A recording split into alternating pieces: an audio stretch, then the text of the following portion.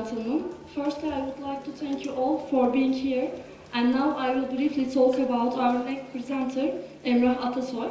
He was born in Manisa in 1989. He studied at Salihli Türk Birliği High School, and he has been studying in the Department of English Language and Literature at Hacettepe University since 2007. He is a fourth-year student, and he was an Erasmus student in the Department of English and American Studies at the University of Klagenfurt in Austria for 1 year. He can speak English and German. As to his interests, he likes learning new languages, writing poetry, reading, hiking, and traveling. Besides, he is interested in postmodern literature and post-colonialism. In his presentation, he will discuss deconstruction of history as a meta-narrative and otherness in Jeanette Winterson's novel, The Passion. Now, I would like to leave the speech to him. Thank you. Welcome, ladies and gentlemen, to my presentation. Today, I'll talk about deconstruction of history as a meta-narrative and otherness in Jeanette Winterson's novel, The Passion. The Passion is a novel by the British novelist Jeanette Winterson, which gives us a different picture of history as a grand narrative because it deconstructs and reconstructs history by playing with the historical truth and the validity of such truth in our world. I would like to analyze this literary text because it includes many different topics, such as constructing a false identity of Napoleon by Henry, otherness, homosexuality, and gender roles. My essay will focus on the fact that history as a meta-narrative is deconstructed through Henry's experiences during the war, on how Napoleon becomes Henry's self and the other in the course of time. I will also focus on the female character, Villanelle, as the other in the patriarchal world. Napoleon is drawn as a very powerful and almost godlike historical character. He is praised by the priest and many people. This plays an integral role in Henry's choice to join the war. Napoleon becomes an idol for Henry before experiencing the war, and I argue that Napoleon takes the role of Henry's self.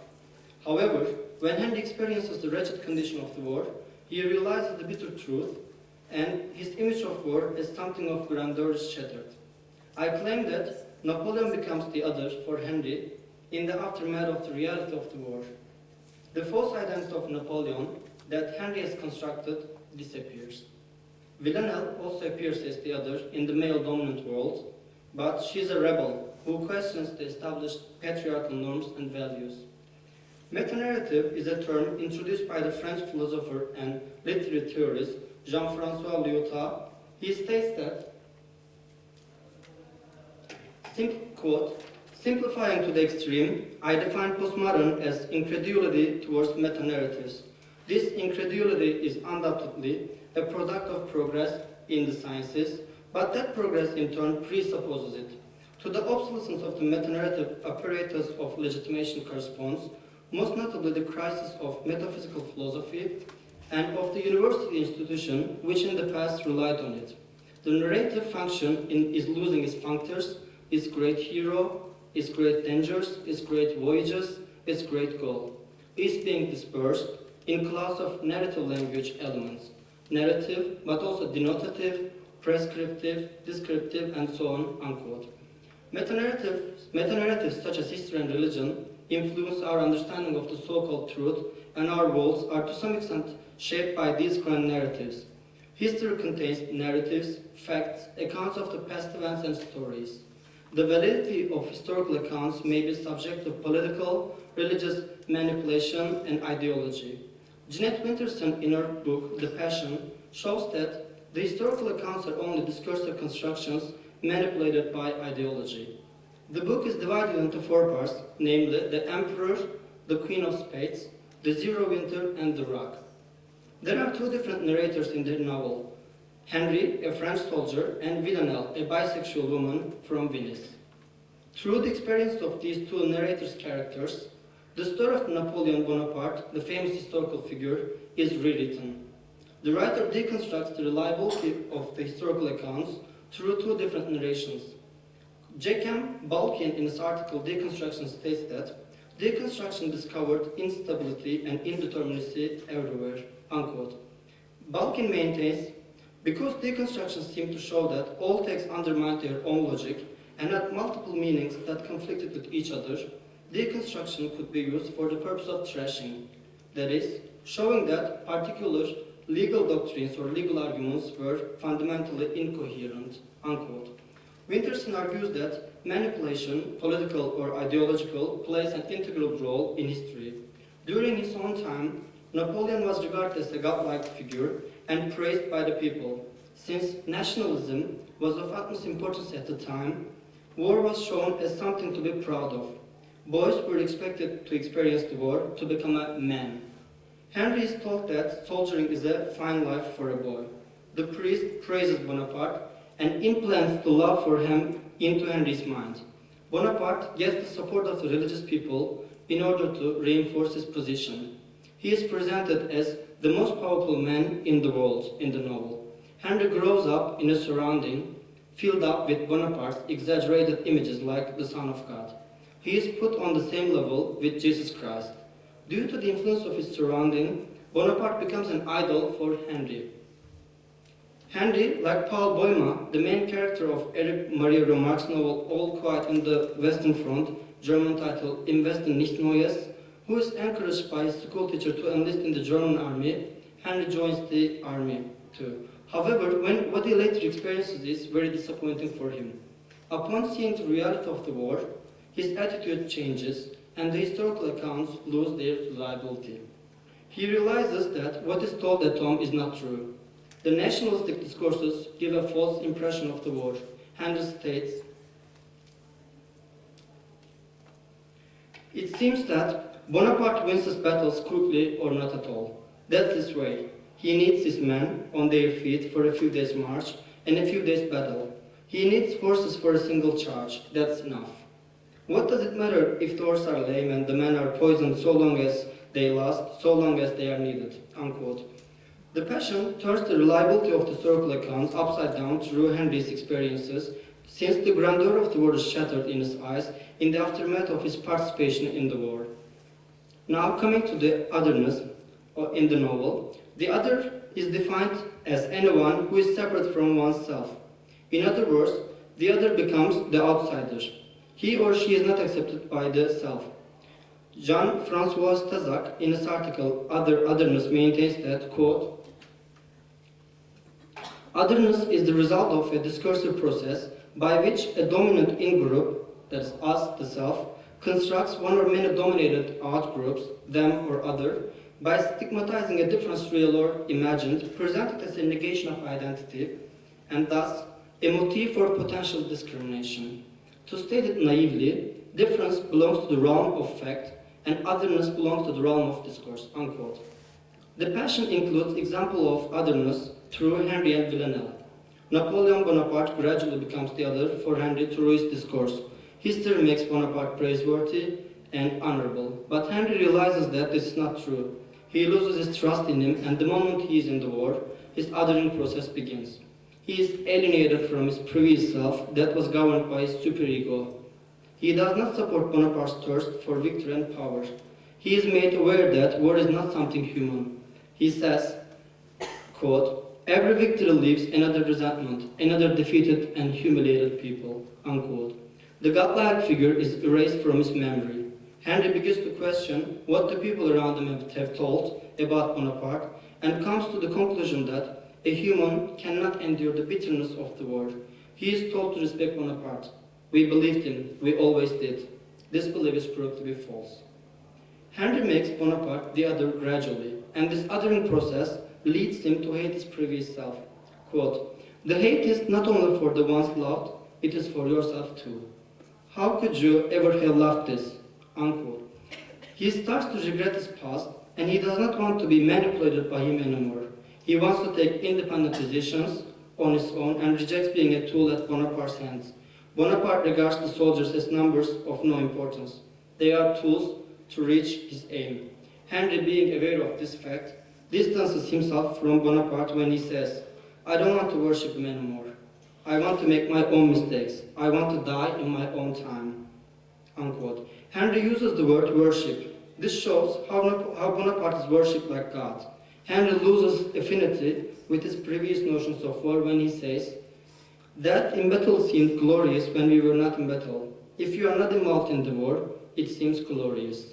This is emphasized by Sigrid Sassoon in his poem Suicide in the Trenches too. You smug-faced crowds with kindling eye, who cheered when soldiers' lads march by, sneak home and pray you will never know the hell where youth and laughter go. Unquote. Henry not only makes Bonaparte the other, but those praising war without experiencing are also made outsiders. Bonaparte's image in his eyes is trivialized due to what he goes through. He sees dead bodies, inhuman conditions, hopeless eyes, bloody hands, and soulless souls during the war, which causes his life to change. Quote, what you thought you would feel, you don't feel. What you thought was so important isn't anymore. Unquote. Henry's passion for Bonaparte vanishes, and Bonaparte sinks into the bottom of Henry's world. He disappoints Henry. Henry is now fully aware of the fact that he has constructed a false identity of Napoleon. A person who is not me. I invented Bonaparte as much as he invented himself. These sentences can be taken as Henry's self-confession. He does not conform to, quote, Bonaparte's autocratic politics anymore, and Bonaparte has become an other for Henry the moment he experiences the war. Now coming to the other character, Villanelle is another character narrator who can be taken as an example of otherness. She lives in a patriarchal world, so she is expected to be submissive and oppressed by the male-dominant world. However, Winterson gives a different picture. She is a powerful woman with webbed feet like the boatman. My feet were webbed. There never was a girl whose feet were webbed in the entire history of the boatman. She is bestowed with a masculine trait which puts her in a supreme position, and she is bisexual. Villanelle falls in love with a woman who is married. Jeanette Winterson rebels against the gender roles determined by patriarchy. She cross-dresses and disrupts the ingrained gender roles, thereby breaking the norms. Hacettepe, in her article, History as Discourse in Jeanette Winterson's The Passion, The Politics of Authority, states that Villanelle is an, quote, androgynous character, an outsider in our phallocratic society, that cross-dresses as a boy and proves that sex categories are not essences but positions, unquote. Villanelle is with the group of eccentrics, a term used by Linda Hutchin to denote those that are marginalized by society. She is the other in her society, but she does not regard herself as inferior. Winterson's language does not consider lesbianism to be something abnormal, which can be observed through Villanelle's relationship with a married woman. She takes pleasure with both men and women. I am pragmatic about love, and have taken my pleasure with both men and women, but I have never needed a guard for my heart. My heart is a reliable organ. Villanelle marries a French cook, has a lesbian affair with a married woman, and finally falls in love with Henry. She declines to marry Henry because she does not want to be under the control of a man. She gives birth to her daughter, but she refuses the basic structure of patriarchal societies, the nuclear family, quoted by Hacettepe. She is an independent character in the patriarchal world. Her name also suggests that she is a rebel. It is argued in the article, a feminist reading of Jeanette Winterson's The Passion, and a brief analysis of the relationship between essays, quote, even her name, which can be corrupted to make Villanelle and interpreted as villain female, suggests that she is a figure who will not conform to the patriarchal gender laws of society, unquote. Villanelle is the other, but she is not suppressed and oppressed by the established norms of her society, because she has both feminine and masculine qualities, which make her powerful, assertive, and controlling. Winterson questions the stable, established gender roles through Villanelle, the bisexual Venetian woman. Hacettepe states that Villanelle's narrative proposed a deliberately political departure from the limits of a patriarchal world that presents women as men's other, and lesbianism and bisexuality as heterosexuality's other, unquote. In this paper, I wanted to reveal how history as a meta-narrative is deconstructed and how otherness is presented in the novel The Passion by Jeanette Winterson. The novel problematizes the, quote, historical meaning as something centralized or fixed within one generally accepted version, a quote by Serpilo Berman. The reliability of the historical truth is questioned, and the historical accounts are challenged through Henry's experiences, which lead Henry to make Napoleon Bonaparte the other. Villanelle is the other in the patriarchal world, with her webbed feet, the masculine trait. She is a rebel who does not want to be under a man's control, thereby rejecting the conventional marriage.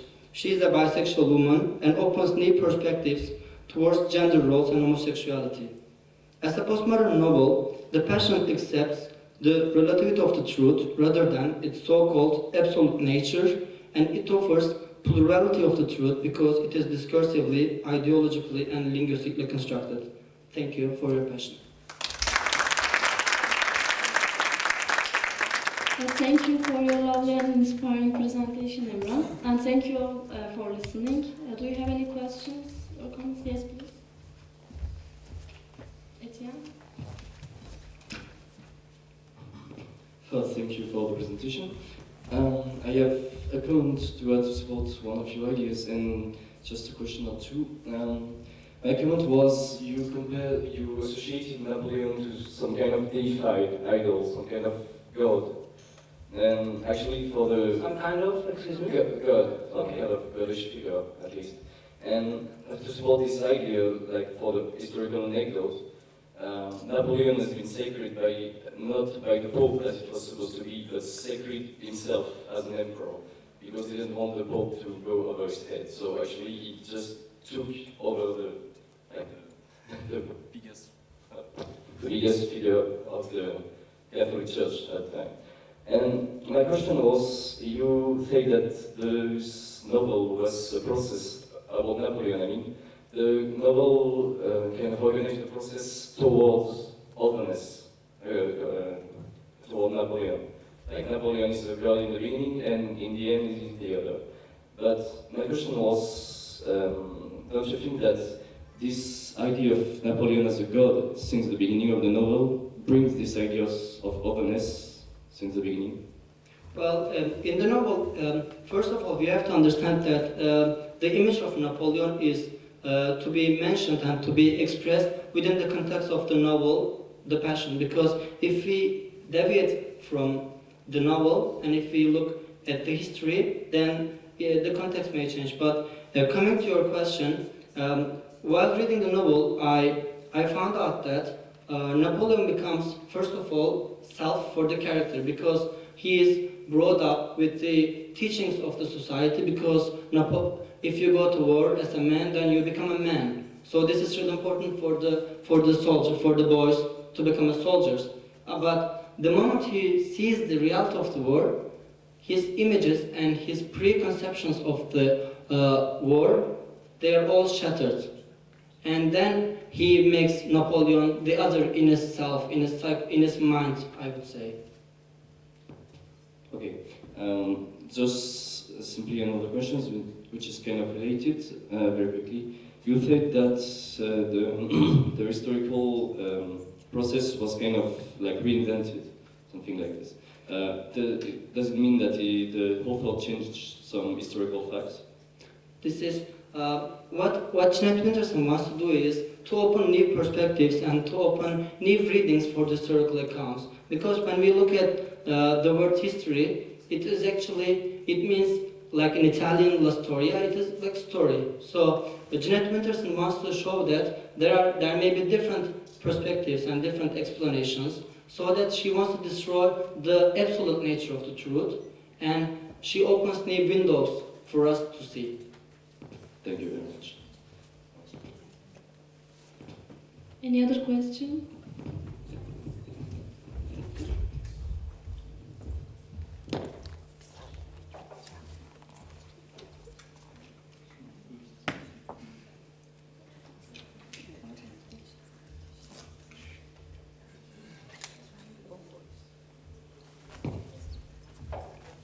Thank you for this nice presentation. I loved it. Well, also at the same time, it reminded me of Melly's presentation, which was about Sassoon and the letter he wrote to the authorities, talking about how war was deceptive in terms of what was going on in the trenches and what was going on back at home, how people observed the war. And you said that well, I'm not familiar with the text, so I have to rely on your comments about this.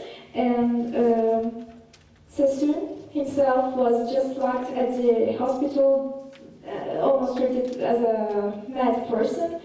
But you do not talk about reactions to Henry, the character in the novel. But we know that Villanelle is not suppressed, as you said it.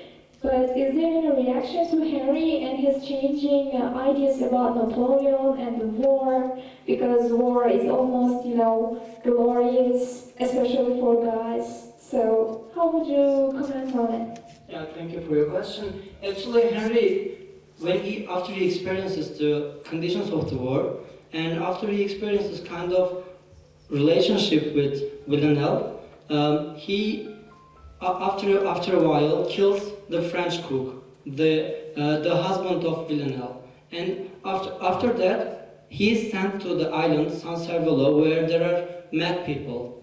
So, but if we look from two perspectives, the one perspective is he is mad. For the other people, we can call him mad because as our colleagues mentioned about Michel Foucault's understanding of madness, so the changing nature of madness, he is called mad by the society. But when we closely analyze the text, we see that actually Henry there in a way is reborn to write. And Aristotle in her article says that the island where only the mad people stay, it becomes an island and it becomes a womb for Henry, and he is reborn there. So there are two perspectives. Thank you, and I just want to bring up something more. Well, as I understood after your presentation, there is this metamorphosis in terms of Bonaparte's, the way he is portrayed from the eye of Henry, and also there is this transformation of Henry's own ideas about Bonaparte. Yes. Two-way of transformation. So how does the novel sound when you read it? Like, does it demand the reader to become aware that there is this, the difference is only in the mind of the observer? Does it remind the reader that? Well, if you give a special attention to the text, you will immediately understand that after a while, because we have two different narrations. Villanelle has a different narration and Henry has a different narration. So as a reader, you will immediately understand that his image of war also changes. But of course, if you do a close reading of the text, it will become different and you will gain more specific knowledge about it. Well, thank you.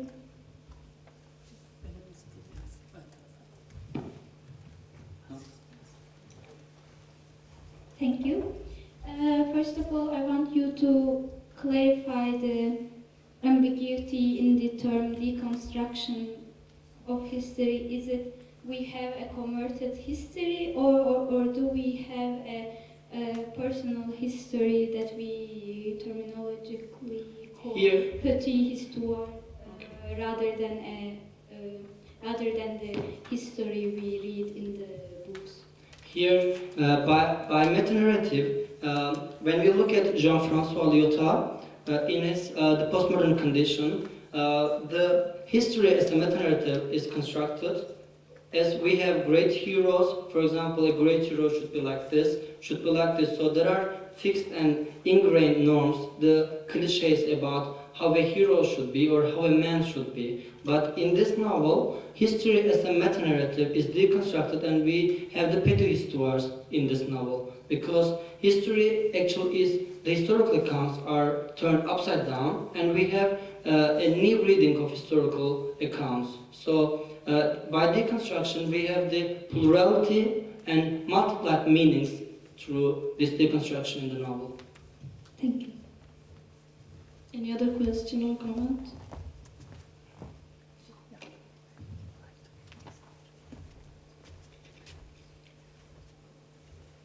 Thank you for your presentation. I have actually two questions. One is about one is about gender roles, and the other is about this extreme fixation of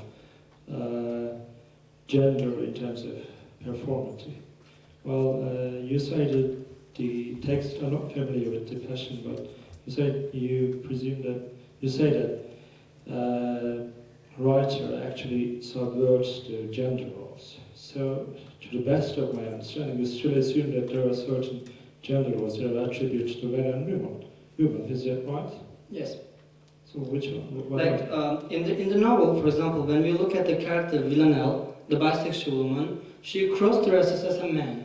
So through this, she subverts the gender roles because now she seems also like a man, and she deceives the man because the man thinks that she's a man, but actually she has the female body.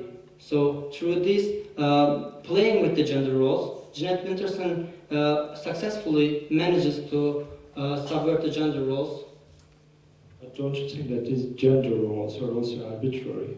These are constructed by some discourses Yeah, sure. of gender. So you presume, so you are actually making a contradiction here, I guess. No, that's what Jeanette Winterson is trying to do. She shows that these are only discursive constructions, discursive formations, because they all focus on discourse.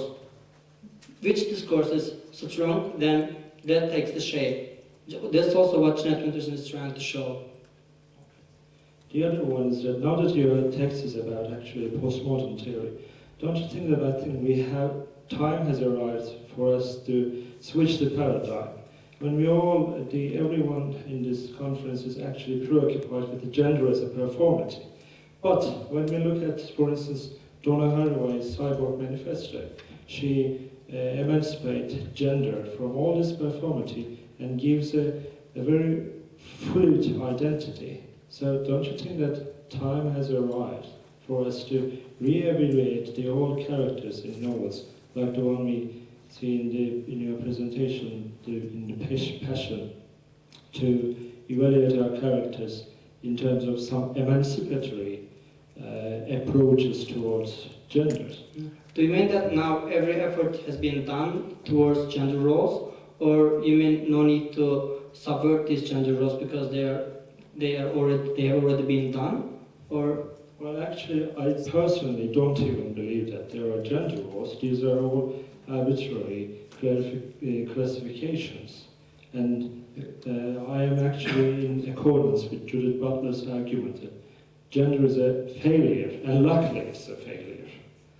And I don't think that there are actually gender roles. They are naturally assigned to men and women. They are not there to be discovered. yeah, I agree about it, because these are, as we see, there's an arbitrary relationship, of course, here, the arbitrariness of the constructs.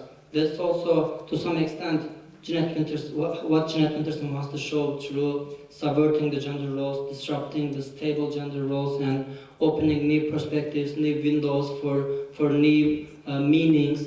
So that's what she wants to do as well, and I agree with you about it.